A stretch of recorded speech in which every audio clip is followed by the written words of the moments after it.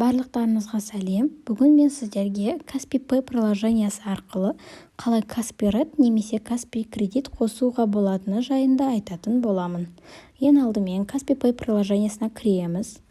Мінекей, мұнда жоғар жағында көріп тұрғандарыңыздай, осы жерде как подключить кредит, как подключить Каспи Ред деген сияқты окошко болады. Немесе ол болмаса Каспи Pay деген бөліміне өтеміз. Мінекей, подключить Каспи Кредит деген тұр.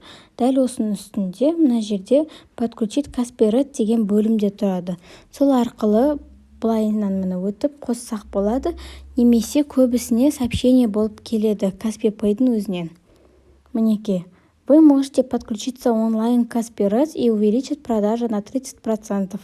Ваши покупатели смогут приобретать товары в рассрочку, копить повышенные бонусы за участие в акциях. Подключить Каспи Ред дегенді басамыз. Мына жерде Каспи Редтің преимуществолары жайында айтылған.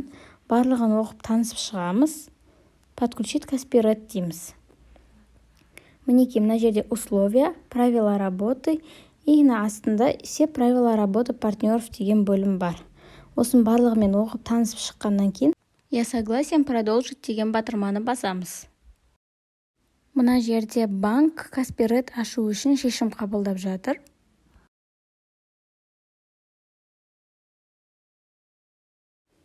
Мінекей, поздравляем, теперь вы и ваши кассиры можете продавать с Каспи Ред деп сізге способ оплатыға Каспи Редті да қосып берді. Вернуться в Каспи Pay дейміз. Каспи кредитті де дәл жаңағы Каспи Редті көрсеткендей солай қоссаңыздар болады. Барлығын оқып шығып танысып болғаннан кейін подключить Каспи Кредит дейміз. Енді оплата қабылдау жайында айтайын. Егер клиент сіздің жаныңызда болатын болса, принять оплату дегенді басасыз. Осы жерге мінекей сумма тересіз. Мысалы 10 мың дейік. Принять оплату деп басамыз. Способ оплаты Gold Red деп тұр. Яғни клиент өзі қандай способпен төлегісі келеді, сол арқылы төлейтін болады. Ал егер клиент сіздің жаныңызда болмайтын болса, мына жерде ең астында удаленно деген бөлім бар. Сол жерге мысалға жаңағы сумманы жазамыз. Мысалы 10 мың теңге дейік. Телефон покупателя деген жерге клиенттің номерін жазасыз. Егер ол сізде контактіде сохранить етілген болса, мына жерді басып таңдасаңыз болады.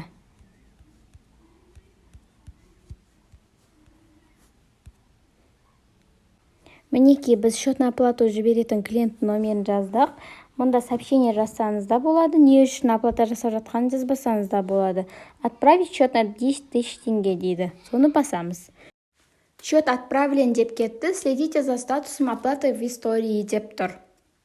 Жоғар жақтағы уведомленияны қарасаңыздар, клиент уже оплата жасап қойды.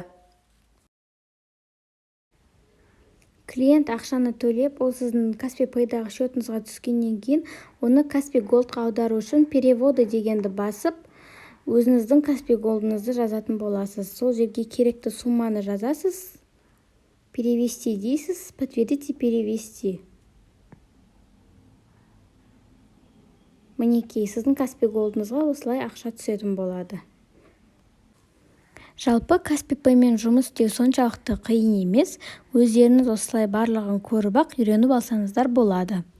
Айтылған ақпараттар ұнаған болса, мен YouTube каналыма тіркеліп, лайк басып, комментарий жазуды ұмытпаңыздар. Алда тағы да осындай пайдалы ақпараттармен бөлісіп отырамын.